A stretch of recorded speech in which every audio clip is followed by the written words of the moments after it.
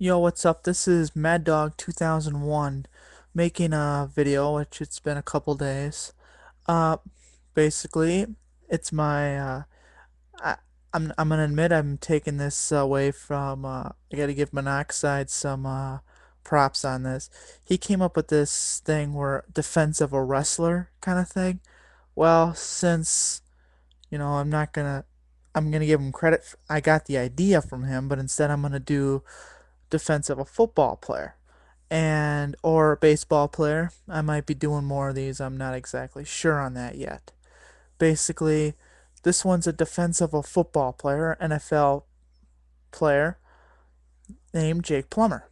Guy catches a lot of heat, at least around here, just because I'm a Bronco fan, and in Wisconsin, it's easy to pick on Plummer at least, just because his last season.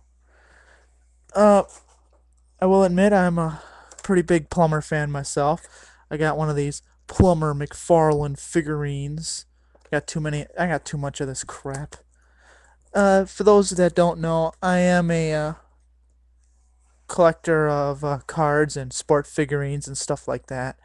I got a lot of crap in this room. Just a lot of shit that I'm trying to get rid of. But basically, I got like 10 McFarlanes, tons of sports cards. I think I got about 18 or 19 different Jake Plummer jersey cards, three Jake Plummer actual jerseys. I got his home, away, and his practice jersey. Uh, so I am a huge fan of him, and not just because of the fact is he he's not as bad as people would say. First of all, I don't know if you dictate touchdown passes and yards and completion percentage. I'm not really sure if that dictates you as good or bad kind of thing. Uh, Jake Plummer is he's got a good completion percentage, but his touchdown to interception ratio is about even, at least with Denver. When he's with Denver, he actually was a little better than little. I think he had more touchdown passes. I'm not real sure. I'll have to look that one up. Basically, I look on winning percentage, wins. That's the big picture, or impact on the football field. Jake Plummer had a huge impact when he came to Denver. Basically, because we were used to Brian Greasy, basic step back, throw the ball. He was one of those that threw a lot of interceptions. I thought Greasy was actually a fairly decent quarterback, but his inconsistency is what kicked him out of Denver. Uh, he'll throw for 300 yards one game, three touchdown passes. The next game, five interceptions. I mean, there was this constant downward thing for Brian Greasy. And when Shanahan brought in Plummer for I think it was the 2003 or 2004 season, he had a huge impact right away. Denver won Denver won 90% of their games that Plummer played. Plummer got hurt that his first year in Denver. Uh, he was 9-1 as a starter. Denver's first year with him. Uh, Technically, I think he was 9-2, but a kick return from Dante Hall. He's 9-1 in my book. Basically, what happens? Plummer was 9-1 his first year. His second year as a Bronco quarterback, they were 10-6, and I think he played the whole season or missed a couple games. But his third year was his best year, where he won 13 games. Denver was 13-3 that year. They were very good. They were the first team to beat the Patriots in the playoffs since Tom Brady took over. So Jake Plummer has a winning percentage against Tom Brady.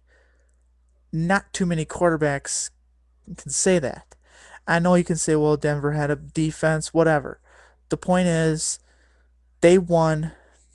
They beat the Patriots. It might not have been because of Plummer. It could have been guys around Plummer. But really, are you telling me if they threw in the backup quarterback, they're gonna win as many games? If you think that, you're full of shit. Basically, is what I'm saying.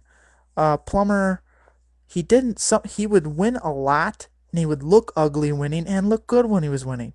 Uh, he played very well against Oakland. Of course, who hasn't? But you got to remember, Oakland was a very good football team the previous year before Plummer came in. Mike Shanahan was really pissed off when Oakland swept them the year before, when Oakland went to the Super Bowl and then got their ass kicked by Tampa Bay. But Plummer came in his third game against Oakland. They kicked the shit out of Oakland, and that was pretty much ever since that game. Oakland was in this downward path until this past season, where they're kind of like, like the whole AFC West basically is right now. But the whole thing with when Jake Plummer was brought in, they could beat Oakland. They were beating teams that they normally don't beat. Uh, Denver's always usually supposed to be like this 9-7, 10-6 kind of team. Might make the playoffs, might not. That's how they have been every year.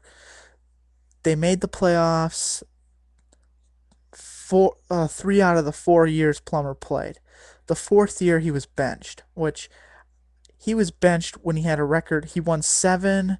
He was 7-3 or 7-4, I think he was when they benched him. He had a winning record and they benched him. They they threw away that season, that was last season, by the way. They threw that away because they said Plummer is not the guy. Plummer is not going to be the guy to lead our team in the future. We're going to go with Jay Cutler. I disagree with that right away. I thought you don't bring in Cutler until the season's over. I mean, if Denver is out and it doesn't matter, then you let Cutler come in. I don't agree with putting Cutler in when you're in a playoff race. They were second in the division, only a game behind San Diego when Cutler came in. That was, in my mind, just fucking stupid. And they threw away that season because of that. I don't even know. I'm not really defending Plummer that much, besides of his winning percentage, and he is a very winning quarterback.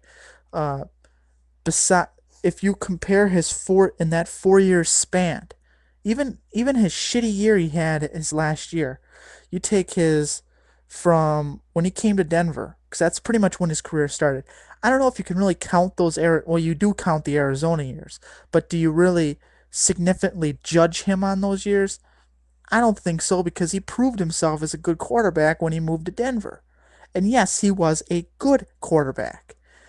He lost that title after his third year. But people were putting him in the ranks of Tom Brady, Peyton Manning, Donovan McNabb. But basically, his Plummer might not have had the touchdowns and the interception touch whatever ratio kind of shit, but he was winning games like they were. Uh, Jake Plummer was, I think, 39-13 as a starter. That was I think it was fourth or fifth best in the league if you compared four stats, behind Tom Brady, Peyton Manning, Donovan McNabb, and Ben Roethlisberger. Behind those four guys, which 3 out of those four have Super Bowl rings. All four of them have been to the Super Bowl. Plummer has never been to a Super Bowl and never will because he retired. But Jake, let you know there's still fans out there. I might be the only one. I don't know. But he's not the worst quarterback. He's one of the best quarterbacks besides since John Elway. Ever since John Elway retired, Plummer was the best, the next best. And he was living in a very large shadow. This is Mad Dog 2001. I'm running out of time here. Uh, Leave me comments if you want to. You can subscribe. I got 12. Uh, Not much more to say here. I mean, Plummer, he's not the. If you look at his winning percentage, he doesn't look as bad as some people say he is. The guy gets slammed in the press because he doesn't interview well. He's a smart ass. That's why people don't like him. Uh, I find him pretty funny when he answers questions in the media. Go to NFL.com for some of those that don't know about him too much. He is a smartass, and there's not much shit out there about him just because of his smartass. So, Mad Dog 2001, I'm out.